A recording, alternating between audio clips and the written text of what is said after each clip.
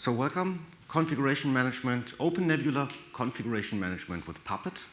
So the first thing I'm always interested in the audience, who's doing configuration management? Puppet, Ansible, SaltStack, Stack, whatsoever. So it's mostly all of you. Okay, keep your hands up, keep your hands up. Who is managing its OpenNebula instance with a configuration management system? That's almost the same number, okay? And who's using Puppet for managing OpenNebula configuration, OpenNebula instances? Only a couple left, okay. So this talk will cover doing OpenNebula configuration with Puppet. For those people that attended last year, you might recognize we had that last year already. Yes, but we have worked on that module, making it better usable with Puppet, and I'm going to talk about the new stuff that we have built in. So my name is Martin. I'm located in Berlin, Germany. We have a freshly founded company where we try to build up a Puppet, let's say Puppet expert network in Europe. We're a Puppet training partner and Puppet service delivery partner, so Puppet trusts us that we know the stuff, so hopefully you trust me that I tell you things right and not wrong. And the first thing is always, people ask me, yeah, why should I do this? Why should I do automation? Why should I do this stuff?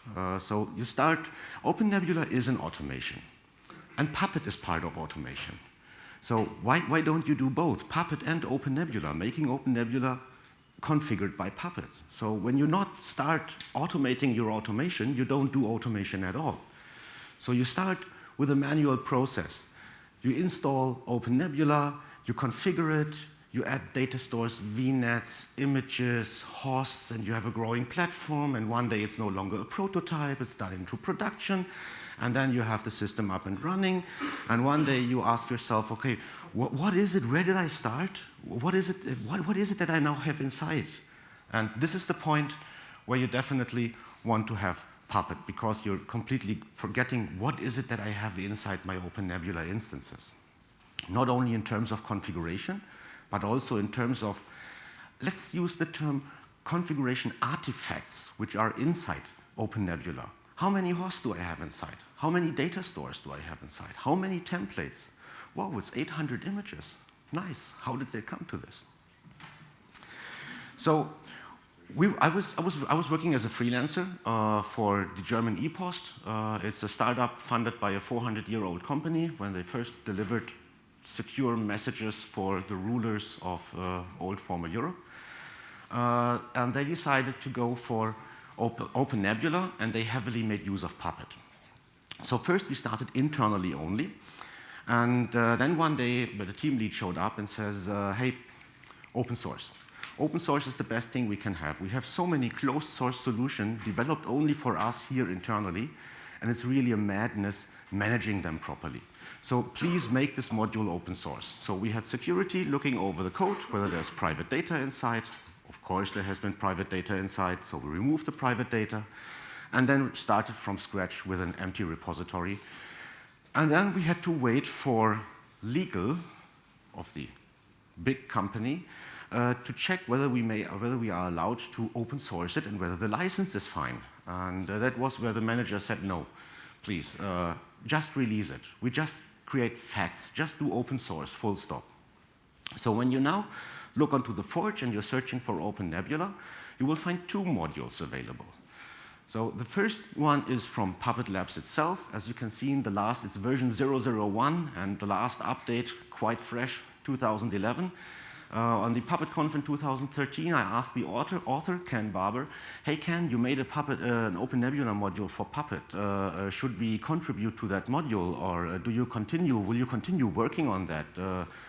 And he just mentioned, oh yeah, I did this module, yeah.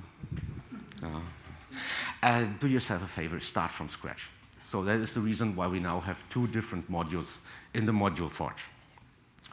For people who always would like to have the latest, greatest, who's installing software on his servers directly from GitHub or from remote repositories? No one? Okay, no unprotected sex with the internet around here. Okay, that's nice. So the other way would be just use it on GitHub. It's open sourced on GitHub. Please do yourself a favor and never ever go to the master we tag it. So we have specific versions in GitHub. So please don't always use the master. Sometimes the master might be broken. So the last update was done by today. A colleague also added some stuff. I took care on, well, that's from yesterday, 3 days ago, so it's 4 days ago by now, on taking care that this module also works on Puppet 4, the newest version of Puppet. So what is the benefit now of having such a module, and how to deal with that when we use Puppet configuration management and want to configure OpenNebula? Was it Steve that yesterday told us OpenStack has 600 parameters approximately to configure it? So the module already has more than 100 parameters. Okay, not all of them are configuration parameters, and some rely upon each other. So LDAP, when you want to enable LDAP, you have more parameters for even configuring LDAP-specific settings. This is quite an easy one, saying, okay, I want to have the OpenNebula Daemon, I want to have the Sunstone interface, I want to have the Sunstone interface to be prepared to run upon an Apache Passenger, which is not managed by that module. And I want to make use of MySQL instead of the built-in, what is it, SQLite database, I suppose? Yeah. So we want to make use of MySQL, but we don't install MySQL. This is done by the MySQL module. Yeah, we can set debug levels, can enable no VNC on the system. Do we want to install the service or not? This is the server, which is the most complex part of OpenNebula. The more easy part then is the node that runs virtualization. There we just say, okay, we're including just our module, full stop, and we're done. So it just does the basic thing like taking care on KVM libvirt. It prepares the system. When you don't specify anything else, we suggest that this is a KVM system and you're running VLAN-based networking. So, yeah, but this is just the pure setup. And now we want to dig into OpenNebula. What is it that we have inside? What is it that we can configure inside?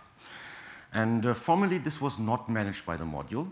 And we started almost 2 years ago a process of adding so-called Puppet types and providers into the module, which allows us now to use Puppet syntax like user, package, file, service, and now use the same for one VNet address range, one data store, one host, one template, one image. What else is it that we have? One sec group, added lately by some nice contributors from a university, and I always forget whether they are from UK or US.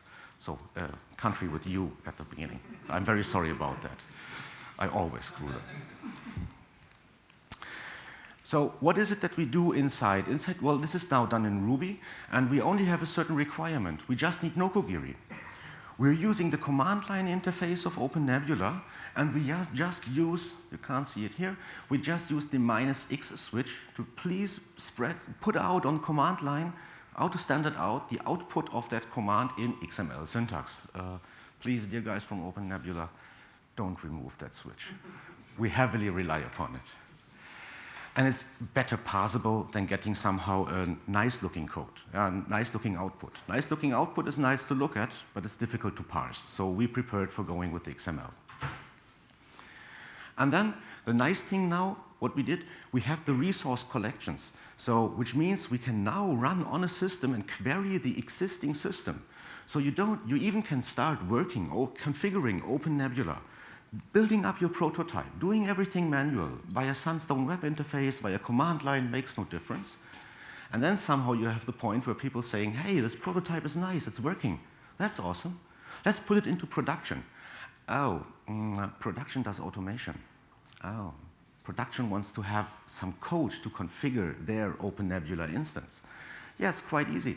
You just use the Puppet resource command, and you tell the Puppet resource command, which resource type should I look at? And you immediately get the output in Puppet syntax. You just copy and paste the stuff, and you have it ready for your production systems.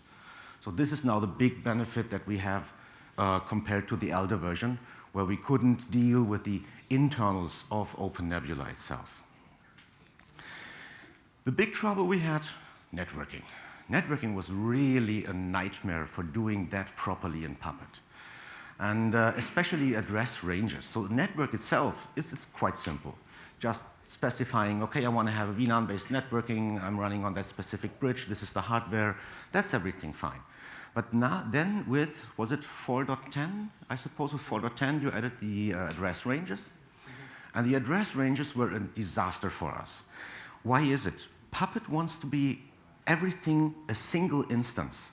So, and we couldn't use the address range IDs. When we have multiple networks, every network has an ID 0, 1, 2, 3, how many address ranges you have inside. So that is the reason why you can't find any address ranges when you even run it on an existing system. You have configured it manually. We did a short hack for doing that. So this was one of the nightmares we lived with, and there was even also a reason why we said we will not show the Puppet resource 1 VNet address range output, because when we migrated from 4.8 to 4.10, we had nice networks, /22, /18, /27, everything's fine. And then we did the migration, and the migration toolkit somehow split up this consistent network into multiple address ranges. Sometimes they have 40 nodes, 40 IPs, sometimes they have 5 IPs, then there are 500 IPs inside. I don't know why this is. Maybe it's our setup. But this was also something where we learned, oh no, we don't now want to see this large output of networks after an upgrade. So use it on a fresh installation, that is working perfectly. A minor issue was configuration file changes, where we learned, oh, there's new configuration attributes inside. Okay, just add them. So, and the best thing I always prefer is not doing everything in theory, but here we go.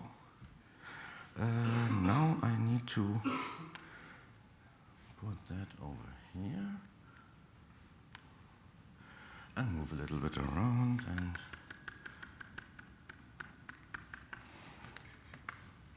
okay, so this is the standard OpenNebula sandbox running on VirtualBox.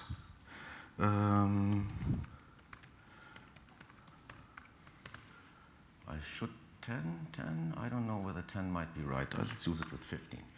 So as you can see, it was somehow created on September. The last thing they installed was Collidiv. Then I did the download a couple of weeks ago. And everything I installed now is some dependencies for Puppet Agent and Puppet Server for having Puppet available on the system. As you can see, it's a weird version, 1.2.6. This is the package which contains Puppet 4. So we can even test that with Puppet 4. And now I have possibilities like Puppet resource 1 host, asking how many hosts do I have configured to that system. And I see, okay, there's one system only. And as you can see, yes, this is the sandbox because it's doing QEMU inside. It's not KVM naturally. Yeah, so let's add another one. This is the Puppet syntax. Luckily, the first one has the name of the host name. Now I can add another one with localhost, so it doesn't result in an error. And I'm just applying that code, waiting for some output, and it just says something. Okay, this is now put into the code, just print this. So it's looking nice. No. It's still running in init, so we don't check for the result. We just add it. We don't check for the result whether the system returns an error state, because we say we're relying now upon functionality on a remote system where we don't know whether the remote system is set up properly, but at least we have capabilities of adding it in a proper way.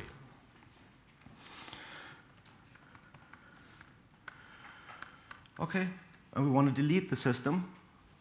We just set ensure to absent.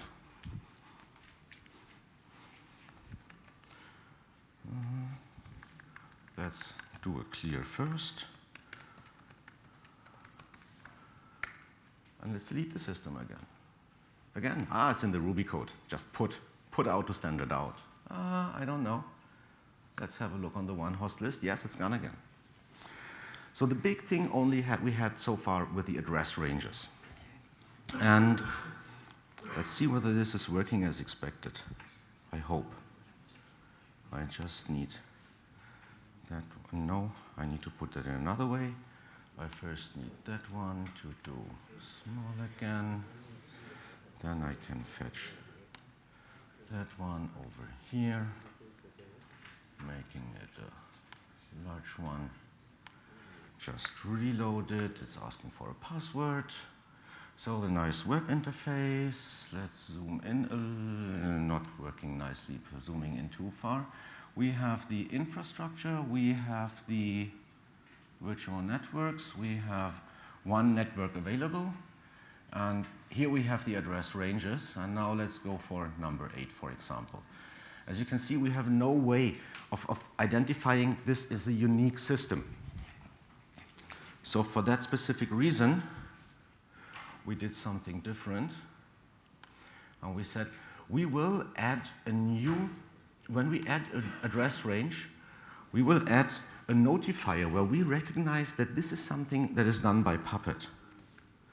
The host address range. And of course, we need some more information. We need some information like, should it be present or absent?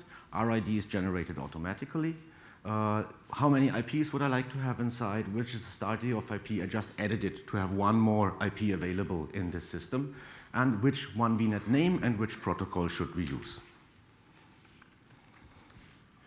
I hope it's working with the range. Otherwise, we will see it. So we now see there's a new network. And this is a name which we can give individually. It's not related somehow to OpenNebula, to Sunstone, to the system itself. It's just a name we use here. So let's do a refresh on that page. And here we see, yes, we have a new network available. And this new network should have a, where is the name of the network? Once more a refresh. I'm missing one information. Normally it should be visible. The address range doesn't have a name. Cannot be done as a name. Let's do it once more. Normally it shows any kind of additional information I put inside. Okay. It's hopefully not on the network itself. No, it's not on the network itself. It's on this one. Can I use an update? With update, I'm only updating the standards, so it's not within the contextualization. So we added to the contextualization of an address range.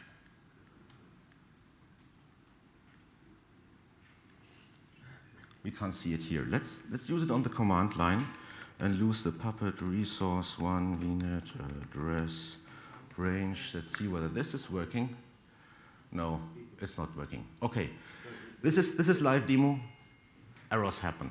So normally we would have expected to have here inside the address range to have a template, a variable set to Puppet underscore name, and this is the name of the Puppet resource by then. So, okay, I'm sorry. I like screwing live demos. So this is the way how we now use a Puppet module for not only ensuring that we have a properly set up OpenNebula instance, but also having the content inside of OpenNebula configured in a proper way and in a reproducible manner. And I really like that 4.14 has been honored to the author of the Discworld. So in case that, who knows Discworld novels? Oh my God. You should make it as a requirement for next OpenNebula conference that people should know about that. So Terry Pratchett, the author of the Discworld novel, it's a fantasy story describing a world that is flat and circular and is residing upon the back of 4 elephants that by themselves are standing on the back of a giant turtle floating to the universe. The giant turtle is Great Atuin, and this is the name of the release. And in one of the books, they mentioned that she is a she and not a he. Okay, so thank you.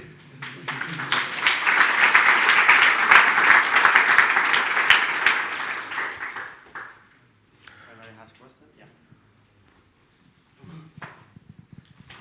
So with the defining a host in Puppet, for instance, as you've done, adding Puppet 1 host, you're effectively doing persistence with Puppet. Because if you wanted a VM deleted that VM outside Puppet, Puppet would make it again on the next run.